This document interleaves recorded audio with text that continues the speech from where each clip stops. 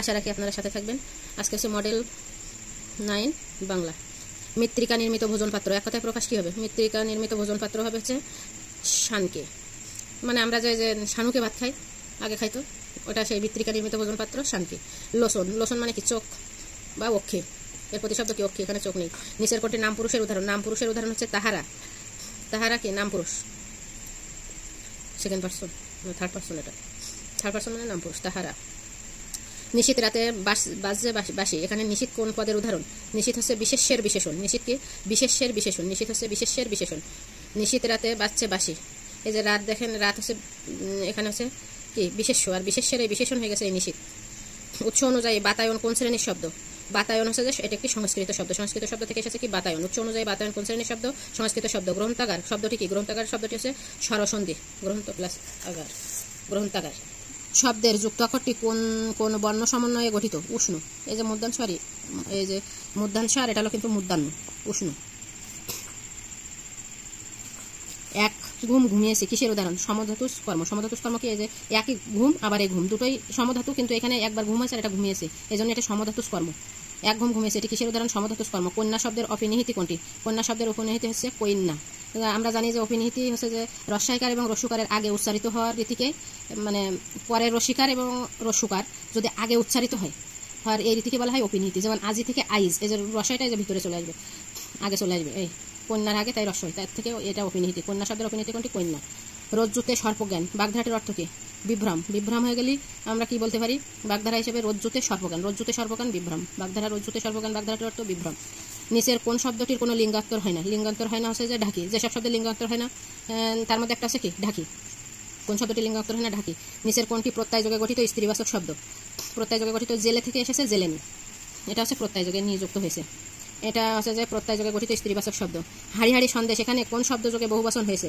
হাড়ি হাড়ি শেষ হচ্ছে যে বিশেষ্য ও বিশেষ্য মিলে, দেখেন হাড়ি হাড়ি এই দুটো একসাথে, বিশেষ্য আর বিশেষ্য একসাথে হয়ে বহুবচন হয়েছে। হাড়ি হাড়ি সন্দেশ। ধাতুর পরে আই প্রত্যয় যুক্ত হয়ে গঠিত হয় কি? আই, এটা হচ্ছে যে ধাতুর পরে আই প্রত্যয় যুক্ত হয়ে গঠিত হয় যে বিশেষ নিয়মে ভাববাচক বিশেষ্য। আমরা জানি যে কি ভাববাচক বিশেষ্য গঠনে আই প্রত্যয় ব্যবহৃত হয়। কৃত্য প্রত্যয়ের বিস্তারিততে আমরা এটা করেছি যে ভাববাচক বিশেষ্য এতে হচ্ছে যে আই প্রত্যয় যুক্ত হয়। যেমন চড় প্লাস আই চড়াই, সিল প্লাস আই সিলাই, এটা হচ্ছে যে ধাতু দিয়ে চড় প্লাস আই চড়াই, ধাতু দিয়ে সিল প্লাস আই সিলাই, ধাতু চিহ্ন দিয়ে, এটা হচ্ছে যে তাহলে ধাতুর পরে আই প্রত্যয় যুক্ত হয়ে গঠিত হয় কি? ভাববাচক বিশেষ্য। নিচের কোনটি তৎসম উপসর্গের অন্তর্ভুক্ত নয় কিন্তু খাঁটি বাংলা উপসর্গের অন্তর্ভুক্ত? তৎসমের উপসর্গ অন্তর্ভুক্ত নয় কিন্তু খাঁটি বাংলা উপসর্গের অন্তর্গত, এটি হচ্ছে দন্তস্ব। খাঁটি বাংলা আশুবিনী বাদে যেহেতু আসতেছে এটা এই দন্তস্ব।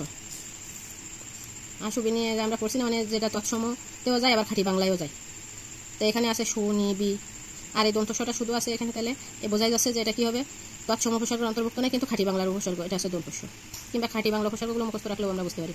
ভাষা আন্দোলনের প্রেক্ষাপটে লেখা উপন্যাস কোনটি? ভাষা আন্দোলনের প্রেক্ষাপটে লেখা হচ্ছে আর্দনাথ। সাহিত্যের কোন বিশেষ শাখাটি জীবনের কোনো বিশেষ মুহূর্তের রূপায়ণ?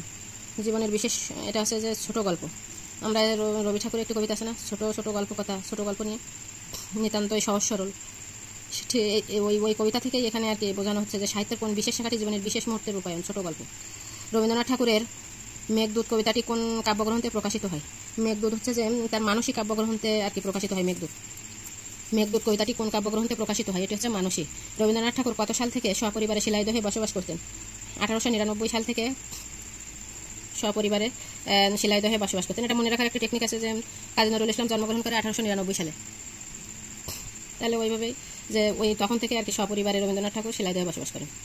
সামন্তবাদ ও পুঁজিবাদের দ্বন্দ্ব দেখা যায় কোন গল্প গ্রন্থে? সামন্তবাদ ও পুঁজিবাদের দেখা যায় জলসাঘর, কোন গল্পে দ্বন্দ্ব দেখা যায়? আর রবি ঠাকুরের একটি উপন্যাস আছে সামন্তবাদ ও পুঁজিবাদের দ্বন্দ্ব নিয়ে, এটা হচ্ছে যোগাযোগ উপন্যাস, আর এটা হচ্ছে যে গল্প, এই গল্পটা হচ্ছে জলসাঘর।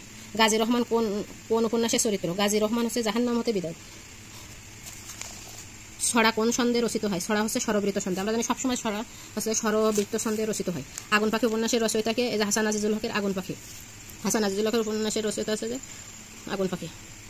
নিহারিকা দেবী ছদ্মনামে কে লিখতেন? অচিন্ত কুমার সেনগুপ্ত। তোমাকে অভিবাদন বাংলাদেশ, কে বাংলাদেশকে অভিবাদন জানিয়েছেন? এটা হচ্ছে সৈয়দ শামসুল হক।